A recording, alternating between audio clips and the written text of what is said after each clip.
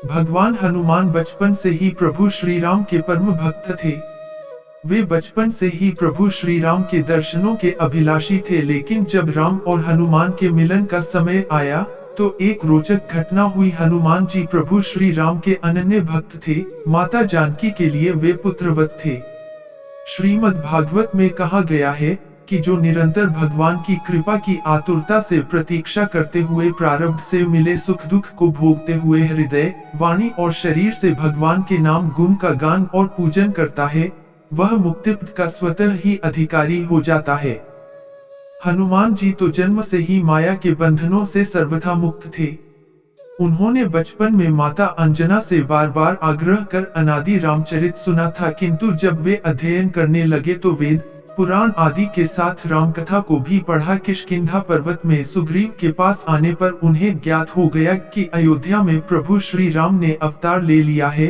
बस तभी से वे अपने भगवान के दर्शन की प्रतीक्षा करने लगे। रावण द्वारा सीता माता को चुराने के बाद खोज करते हुए श्री राम अपने भाई लक्ष्मण के साथ ऋषिमुख पर्वत पहुँचे, जहाँ अपने भाई बाली से तिरस्कृत होने के बाद सुग्रीव हनुमान जी एवं अन्य वानरों के साथ रह रहे थे।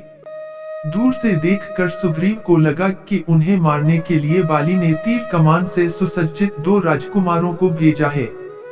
उन्होंने पता लगाने के लिए हनुमान जी को भेजा तो वे विप्र रूप में पहुंचे। परिचय पूछकर वे अपने स्वामी को पहचान गए और उनके पैरों में गिर पड़े। रोते रोते बोले, एको मैं मंद मोह बस कुटिल हृदय अज्ञान, पुनि प्रभु मोहि बिसारेउ दीन बंधु भगवान। श्री राम ने उन्हें उठाकर हृदय से लगा लिया। हनुमान जी की प्रार्थना से भगवान ने सुग्रीव से मित्रता की और बाली को मारकर सुग्रीव को किष्किंधा का राज्य दिया। हनुमान जी ने पूरे रामचरित्र में कई बार अपने बल बुद्धि और विवेक का परिचय दिया है। जब राज्य भोग में लिप्त होकर सुग्रीव जी सीता माता की खोज करना भूल गए तो हनुमान जी ने उन्हें सचेत किया। समुद्र लांघते समय देवताओं द्वारा भेजी गई नाग माता सुरसा ने उनके बल और बुद्धि की परीक्षा लेकर उत्तीर्ण किया तो समुद्र में छिपी राक्षसी सिंहिका को मारकर वे लंका पहुंच गए।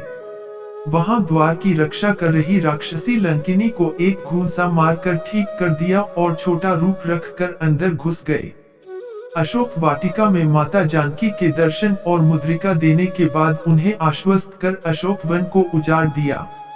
रावण के पुत्र अक्षय कुमार का वध कर रावण को अभिमान छोड़ श्री राम की शरण लेने के लिए समझाया। रावण तो हनुमान जी को एक वानर ही समझ रहा था, वह उनकी बुद्धि कौशल और क्षमता को नहीं पहचान सका।